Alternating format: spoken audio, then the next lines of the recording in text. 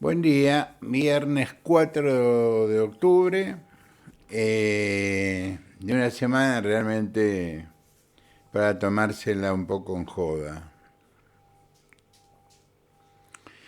Eh, Tenemos un presidente que reacciona como un adolescente, pero ya es un muchacho grande. Eh, Uno deja de adolecer normalmente entre los 16, 17, 18 años.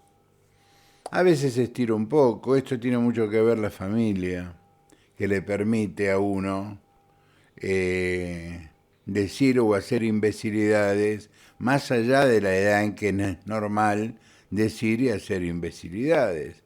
Ser un adolescente es adolecer, que te faltan cosas, por ejemplo, experiencia, que te falta conocimiento, que te falta sentido común.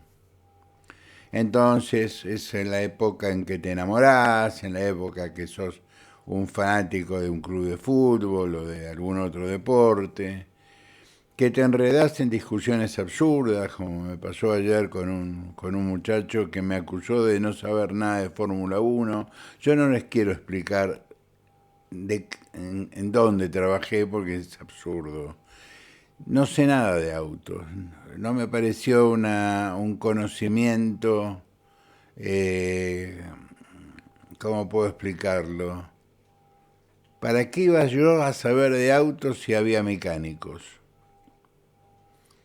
Yo me dediqué a las ciencias sociales, es como, digo, a ver, sé cómo funciona un automóvil, sé qué es el fenómeno de la explosión interna, sé cómo funcionan las bujías, es decir, tengo una idea práctica, pero ayer se me ocurrió hacer un comentario que el auto del Williams de Colapinto, pobre muchacho, está auspiciado por el escudo de la Presidencia de la Nación y por Visita Argentina, es decir, está auspiciado por el gobierno nacional. No abrí juicio de valor, simplemente dije algo que es una realidad, lo veo en YouTube, está en YouTube. Aparte de Mercado Libre y otras empresas, como a Ferrari lo auspicia Fiat, a pesar de que Ferrari es propiedad de Fiat. Pero como los italianos son viejos caballeros, de alguna manera, Agnelli le prometió a Ferrari que Ferrari no iba a perder el control sobre la dinámica de sus autos de carrera, por lo tanto Fiat sigue auspiciándolo. Perdió la elección en, eh, en el Congreso respecto al financiamiento educativo. Hubo muchos millones de personas en todos lados. A mí me llamó la atención que manifestaron en Jujuy. Sacar a los jujeños a la calle es una tarea ímproba, muy complicada. Sin embargo, lo sacaron. Porque nosotros tenemos, por eso yo decía el miércoles pasado, a mí me cambió la cabeza venir a vivir acá. Yo tenía la impresión de que hacía un enorme sacrificio porque me tomaba el 124 para ir a dar clases a la universidad. Acá bajan de los cerros. Y quien ha subido los cerros sabe lo que es bajar los cerros.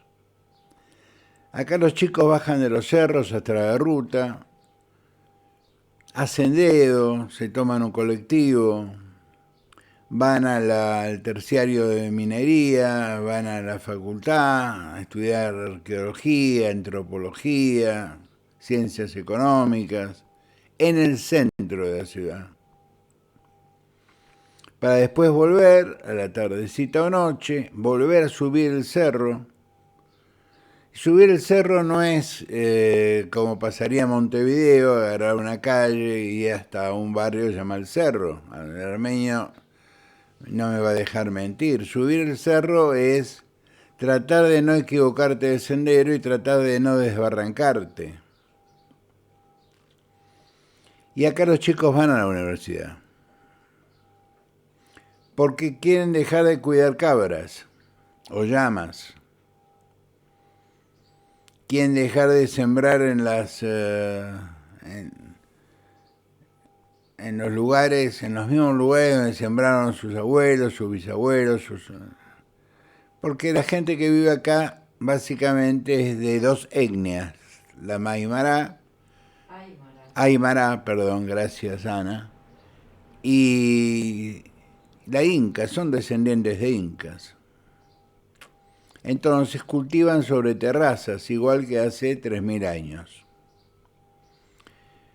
Se matan trabajando para que sus hijos puedan estudiar. Se movilizaron millones de personas, eso no lo puede negar ni siquiera la televisión pública, ni Jonathan Viale, que es un imbécil desde el punto de vista jurídico, que trata de ensuciar una marcha hablando de la gente que fue a la marcha. Si Horacio Rodríguez Larreta es un egresado de la UBA Ciencias Económicas, ¿dónde va a ir? Si yo hubiera estado en Buenos Aires, hubiera ido a la marcha.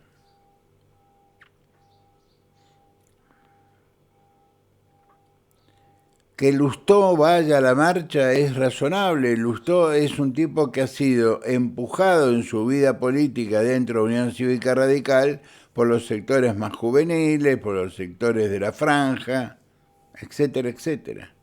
Si Emiliano Jacobacci es un delincuente, como dicen en Twitter, ¿por qué no lo denuncian?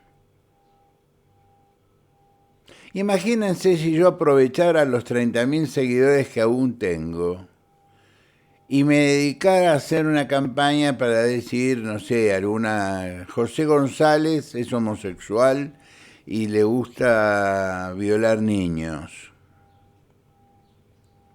Estaría incurriendo en un delito.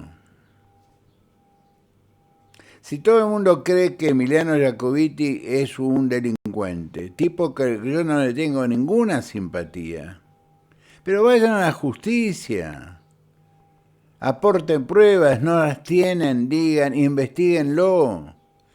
Pero toda la universidad es idiota, porque ustedes saben cómo se llega a ser vicerrector, porque te votan tus pares. Te votan los decanos de veterinaria, farmacia y bioquímica, derecho, ciencias económicas, etcétera, etcétera, etcétera. Entonces son todos imbéciles. Los únicos inteligentes están en Twitter todo el día escribiendo tonterías. La marcha fue un éxito, no porque la marcha fue un éxito, sino porque la razón por la cual la gente marchó es justa.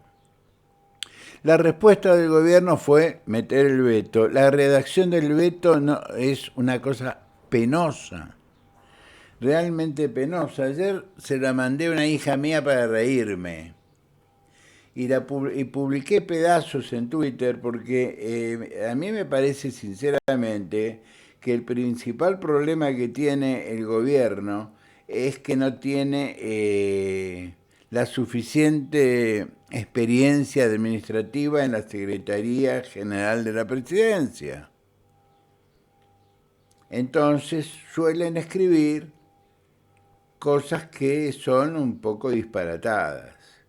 Pero bueno, más allá de los comunicados de la presidencia, molestándose porque va Horacio Rodríguez Larreta, Lustó, Lilita Carrió, ¿qué tiene de malo?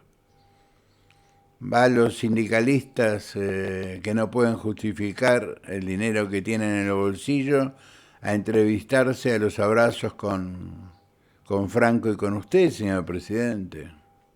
Nos podríamos hacer la misma pregunta. ¿Qué hace esa gente en la casa de gobierno? Muy bien. O comentarios absurdos como Patricia Burrich que dijo no reprimí porque iba a haber muertos. No reprimiste porque de los muertos los ibas a tener vos. porque terminabas presa, Patricia. Bien.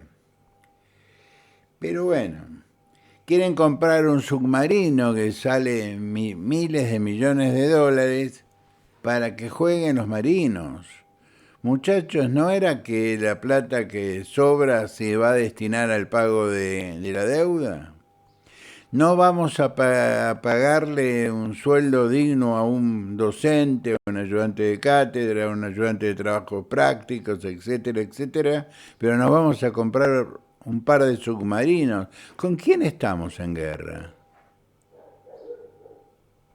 ¿A quién cómo se justifica comprar armamento de guerra si no estamos en guerra con nadie? Esperemos que nos sobre y ahí compramos. Pero en este momento nos falta. Es decir, las prioridades de este muchachito están absolutamente confundidas. Pero bueno, yo hice el intento de tratar de explicarlo porque la verdad es muy difícil. Pero bueno, estoy buscando una cosa que me resultó realmente simpática. El secretario de Políticas Universitarias, que es el fundador de la Vallese, que era un movimiento estudiantil en la universidad que recordaba a Felipe Vallese, un terrorista, es el secretario de Políticas Universitarias. A mí mi secretaria en la Secretaría de Políticas, discutiendo con él, le da una paliza. Y me imagino los rectores se deben hacer un show con este muchacho. Es decir, si vas a poner un peronista, hay peronistas que saben del fenómeno universitario. ¿Mm? Pero no, lo pusieron a este muchacho que realmente, con todo respeto digo, no tienen la menor idea de lo que es la vida universitaria, más allá de haber formado una agrupación que jamás ganó un centro de estudiantes. Y para los que dicen que el kirchnerismo copó la marcha, les explico que se votó hace un mes en el Centro de Estudiantes de Derecho, para dar un ejemplo, de la Universidad Nacional de Buenos Aires, ganó la franja y el kirchnerismo sacó el 9%. ¿Quién copó a quién? Pero bueno, no importa, estas son tonterías. Los que sabemos, sabemos, y los que no saben, lo escuchan a Jonathan Viale. A mí me da la sensación de que tenemos una enorme confusión, que cuanto antes la resolvamos, nos va a ir mejor. Veto presidencial. Abro comillas. Que las disposiciones citadas tienen por fin limitar la discrecionalidad del Poder Legislativo Nacional, que debe actuar con sensatez institucional, de forma responsable, cuidando no emitir disposiciones cuya aplicación sea inconveniente para las cuentas. El Poder Legislativo no es discrecional. ¿Sabe el redactor de este decreto de veto qué significa el término discrecional? Ante todo, discrecional es la decisión de uno, dos o tres personas, pueden ser discrecionales. Pero cuando votan dos cámaras elegidas por la sociedad, por el pueblo, se desaparece la discrecionalidad porque viene el debate. Entonces no es un tipo que decide, es un acuerdo que se logra. Eliminar el término discrecionalidad. ¿Bien? Debe actuar con sensatez institucional, es decir, el Poder Ejecutivo le dice al Legislativo cómo debe actuar. Yo le diría lo mismo, no la lleve a la Yuyita González a los actos porque da pena. No grite, no salte como un monito. Tengo el mismo derecho que tiene usted, presidente, o más, porque soy un ciudadano, usted es mi empleado. Muy bien. Empleado del pueblo. Claro, sigamos. Hay que no emitir disposiciones cuya aplicación sean inconvenientes para las cuentas. No emitir, entonces el Poder Ejecutivo, Legislativo, que se disuelva, porque cualquier cosa que dice el Poder Legislativo en forma de ley afecta a las cuentas públicas. Cualquier cosa. Comprar un submarino afecta a las cuentas públicas, presidente. Comprar avioncitos afecta a las cuentas públicas. Viajar en aviones privados de empresas que luego casualmente ganan licitaciones es afectar el erario público. Tener un monotributista manejando grandes sumas de dinero es afectar el erario público, presidente. Que la administración de los recursos públicos debe ser realizada en forma responsable y conforme a los fines públicos y principios de buena administración que deben perseguir toda acción de gobierno. El Poder Legislativo hace leyes, presidente.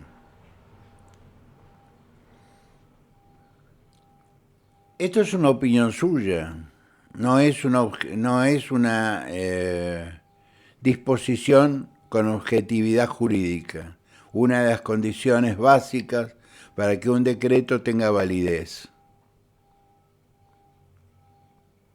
Le estoy explicando cómo son las cosas.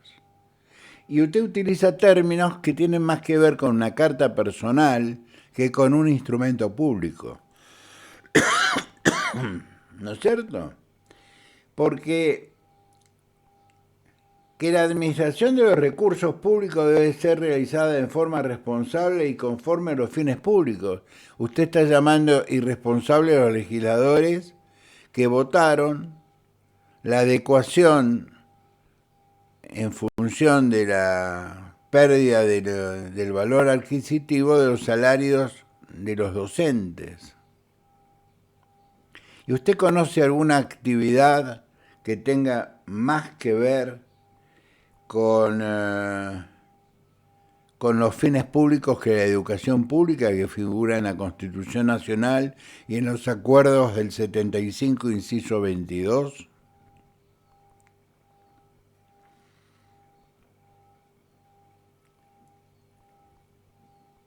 Yo no voy a seguir explicando lo que le expliqué porque me dio mucha pena. Hice un hilo ayer en Twitter.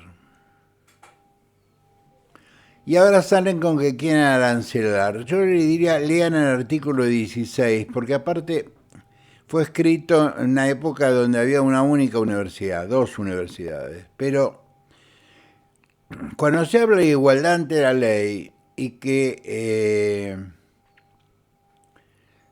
la Corte interpretó el concepto de igualdad ante la ley, que las cargas públicas son el elemento con el cual utilizamos para hablar de igualdad ante la ley. Este tema del arancelamiento universitario se trató 3 veces. Casualmente las 3 veces había dictaduras militares. No quiero decir nada más que lo que es así. Se trató 3 veces en la Corte y las 3 veces había una administración semigeneral. Aún así, las 3 veces, semigeneral, semialmirante, semibrigadier, perdieron.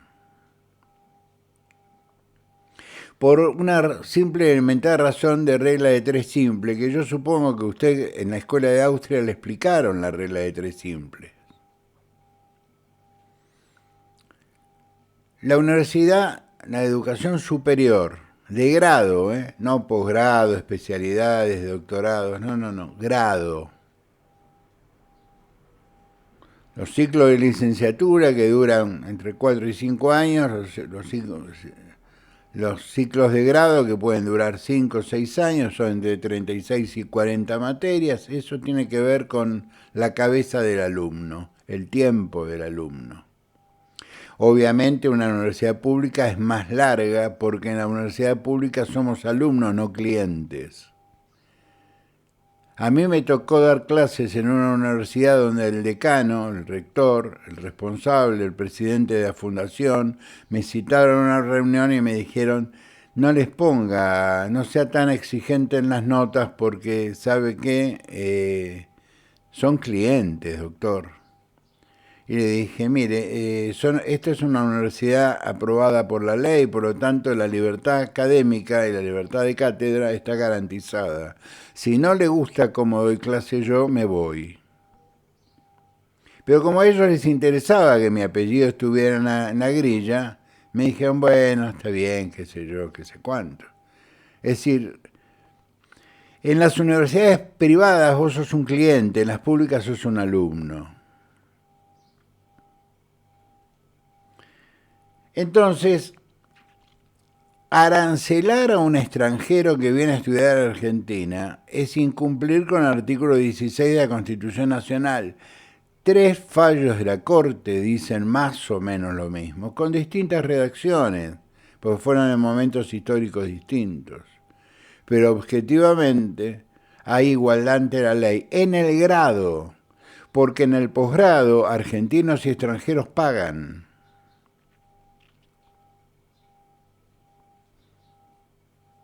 Y yo diría que hasta políticamente no nos conviene, porque deberíamos primero cambiar la Constitución.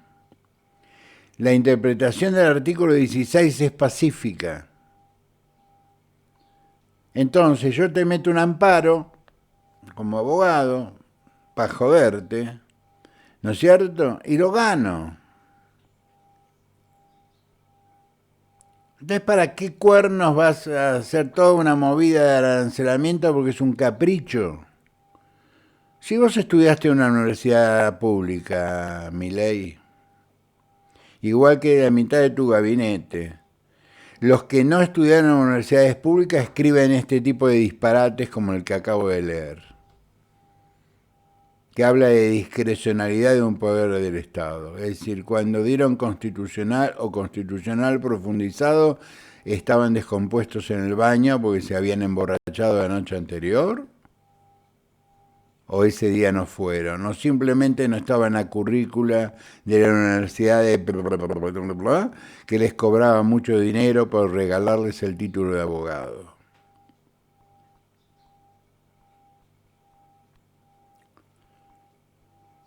Ayer, en la movida, en el acto, se generó un tema que yo le prestaría muchísima atención, y con esto voy redondeando. Ayer marcharon hombres y mujeres, jóvenes, de todo tipo de raza, en el sentido de radicales, comunistas, socialistas, peronistas, independientes, liberales, muchos liberales. Si al presidente lo votaron mucha gente joven ayer marchó. El resultado de esta marcha es que, lejos de reflexionar el gobierno y mostrar elasticidad intelectual, decir, me metieron millones de personas en todas las provincias donde hay una universidad pública. Vamos a pensarlo. Y a veces retroceder un paso es avanzar kilómetros. Léalo a De Gaulle. Estudia la historia de De Gaulle. De Gaulle llamó a una elección menor, a un plebiscito menor, y él lo perdió. Acto seguido renunció.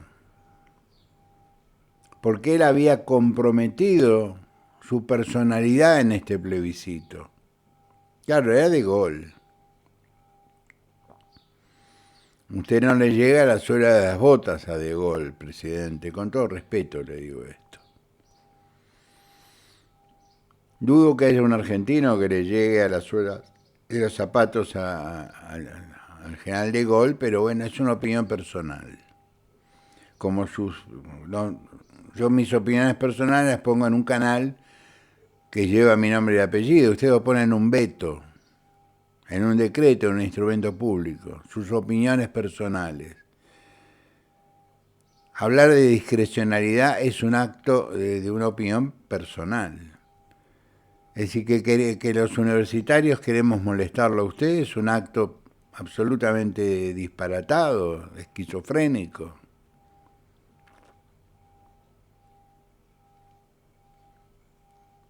Lo que va a terminar haciendo es galvanizando el voto. Porque una cosa fue el tema de los jubilados, que va a generar, si usted cree que el tema de los jubilados se terminó, está más confundido con una cabra en la pampa. Pero el tema de los estudiantes toca todas las clases sociales, todos los partidos políticos, todas las ideologías, nos toca a todos. Y el resultado va a ser que si logramos amalgamar una unidad en esta circunstancia, la podemos lograr el año que viene en una boleta. Le estoy regalando un consejo, presidente. Pero usted antepone su carácter, su voluntad. El presidente soy yo y se hace lo que yo digo.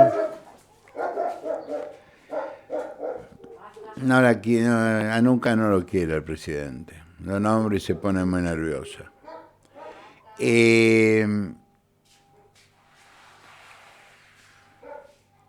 Ayer decía, se amalgamó un montón de gente. Y usted no puede reaccionar como un nene caprichoso. Usted tiene que reaccionar como un político. La gente no quiere el veto, presidente. Y usted va a vetar. Y le va a salir más caro, porque seguramente el veto a los jubilados le salió técnicamente más caro. No quiero ser más específico, porque no tengo pruebas. Pero en este caso va a ser más complejo, porque la gente va a volver a sus provincias, y ya un montón de tipos que tuvieron en el Club de los Héroes, del choricito por débito automático, que ya advirtieron que no, en esta no lo acompañamos, presidente. Y lo que va a hacer es galvanizar la oposición contra usted. Porque usted no es un liberal, usted es un peronista. Lamento ser el primero que se lo dice, pero se lo digo, usted es peronista. Nació de un gobierno, de un canal peronista, el de Vila Manzano y Massa. Había que hacer un ajuste, usted era el hombre ideal. No tiene estómago, no tiene experiencia, no tiene habilidad. Es el hombre ideal para hacer un enorme ajuste, el ajuste más grande de la historia. Los compañeros lo pusieron ahí. Yo se lo dije, pero no me dio en bola.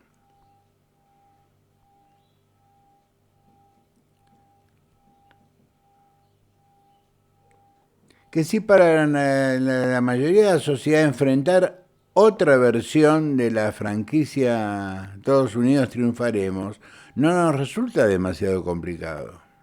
Y no se olvide que es una elección provincial. Ayer hubo en Córdoba, dicen, 600.000 personas en la calle. ¿Usted cree estos 600.000 argentinos que salieron en Córdoba lo van a votar a usted? ¿O a una lista que usted proponga?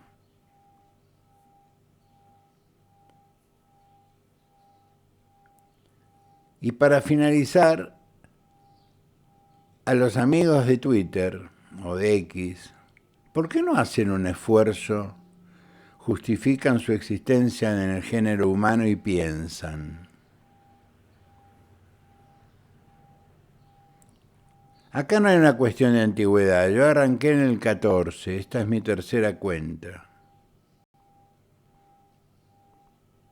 Yo ya estoy aburrido de la tontería. Por eso yo ayer puse un tuit y dije, los libertarios que no tengan elasticidad intelectual o capacidad intelectual para debatir, dejen de seguirme.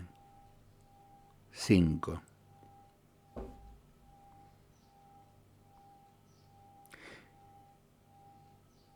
Se está cayendo la imagen de Milei si esta es la reacción, porque si yo hubiera dicho esto hace 6 meses, perdía 1.000, 1.500 seguidores.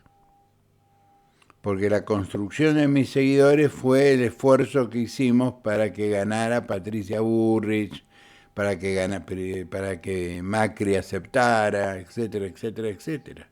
¿Dónde lo deja Macri todo esto? ¿En el oficialismo o en la oposición?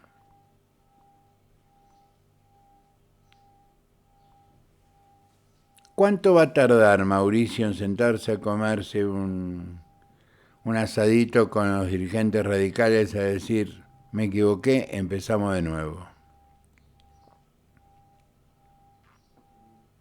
5 minutos, Milei. 5 minutos. ¿Usted se cree que los mercados no tomaron nota de lo que pasó ayer? Están timbeando, están vendiendo, pero están comprando futuro, dólares. Ahora empiezan a analizarse las preocupaciones que qué hace la gente con los dólares en los bancos. Y ya están imaginando bonos para que esos dólares entren a la reserva del Banco Central y al ciudadano se le dé bonos. Le van a ofrecer un bono con una tasa de interés altísima. Ya lo están ofreciendo. Ya la están ofreciendo, me dice Ana.